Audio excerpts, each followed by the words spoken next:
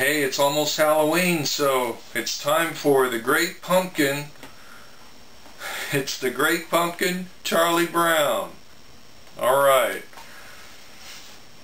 How's it going? This book has been dedicated to the Great Pumpkin. There was a general feeling around the neighborhood that Linus always acted a bit peculiar during the month of October. Each year he got out a piece of his nicest stationery and wrote a letter to someone he called the Great Pumpkin. And he wrote a letter that sounded like, "Dear Great Pumpkin, I am looking forward to your arrival on Halloween night." It really annoyed Lucy, his sister, because she thought it made her look bad. Snoopy thought it was the funniest thing he had ever heard. The only person who thought Linus just might be right about the Great Pumpkin was Sally. She listened very carefully as Linus explained the whole story to her. And Linus would say, "Each year on Halloween night, the Great Pumpkin rises out of the pumpkin patch that he thinks is the most sincere and flies through the air with his pack of toys for all the good little children in the world." The other kids on the block were much more interested in making costumes when they went out that night for tricks or treats. Charlie Brown had intended to look like a ghost, but he had a little trouble with the scissors and ended up looking more like a peeled potato. Lucy was proud of her witch's mask because she always said that a person should wear a costume that was in direct contrast to her actual personality.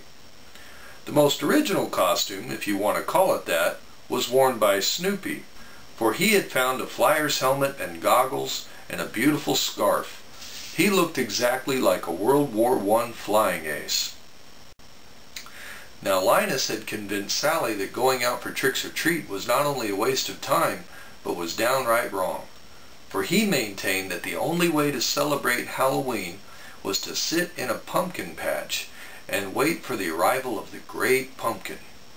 He told Sally that a person had to be very sincere in his waiting and never say, "if the Great Pumpkin comes," but always, "when the Great Pumpkin comes."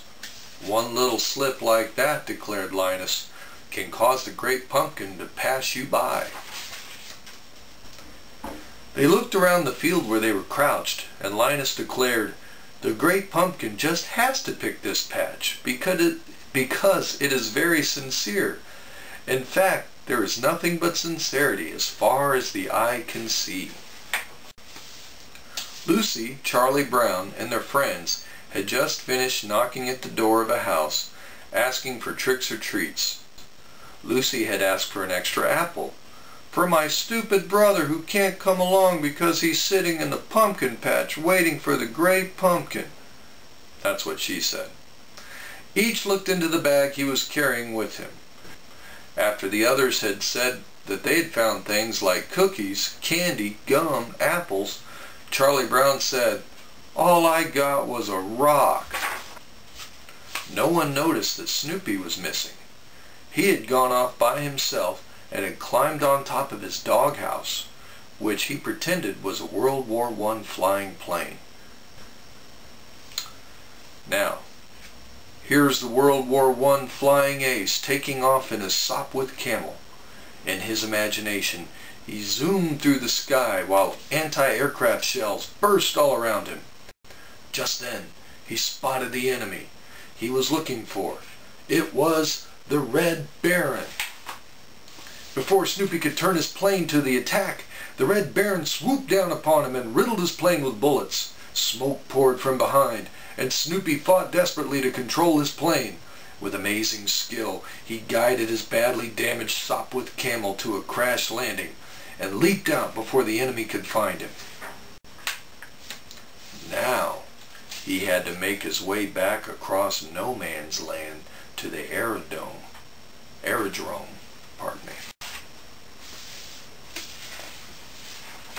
He's sneaking back.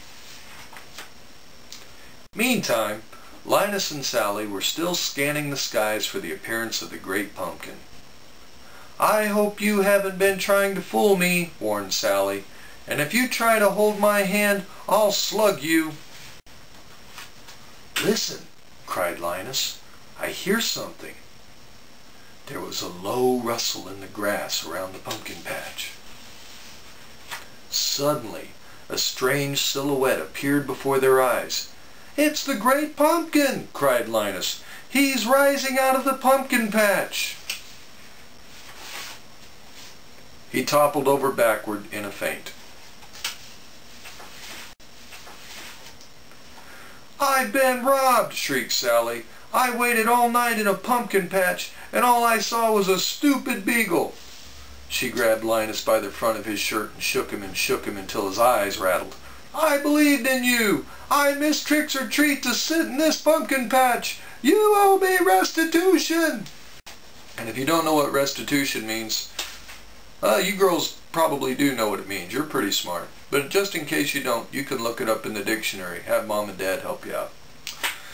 Sally stalked off in anger, and Linus was left alone. About 4 o'clock in the morning, Lucy woke up and decided to see if Linus had come in yet. His bed was empty. She put her coat on and went out to the pumpkin patch. There was Linus curled up on the ground with his blanket. He was so cold he was shaking all over. Lucy led him back home and helped him get into bed. The next morning, Charlie Brown and Linus were leaning on a wall, staring into space. Each was thinking about last night. "I went out for Tricks or Treats and all I got was a bag of rocks," moaned Charlie Brown. "Did you ever get to see the Great Pumpkin?" "Nope," said Linus. "He never showed up." "Well, don't be too disappointed.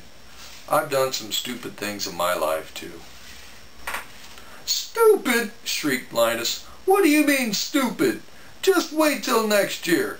I'll find a pumpkin patch, and I'll sit in that pumpkin patch, and it'll be a sincere pumpkin patch, and the Great Pumpkin will come. Just you wait and see. I'll sit in that pumpkin patch, and I'll see the Great Pumpkin. Just wait until next year." Charlie Brown sighed. The end. All right, girls. Girl, thought I was reading to one girl, but I'm reading to 3 girls. That was The Great Pumpkin by Charlie Brown. No, not by Charlie Brown, actually by Charles M. Schulz. But our central character today was Charlie Brown. I hope you have a happy Halloween. Me and Aunt Jenny just want to tell you that we love you and we miss you. And we'll see you when we see you, okay? Bye-bye. We love you.